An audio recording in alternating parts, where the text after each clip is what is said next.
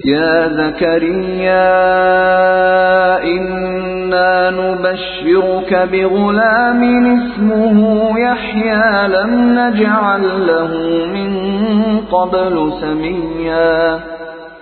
Allah said, O Zakariya, verily we give you the glad tidings of a son.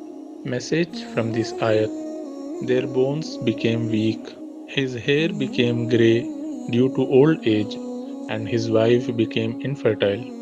But they were well aware that resources and means are for humans. They are not for Almighty Allah, the Most Exalted.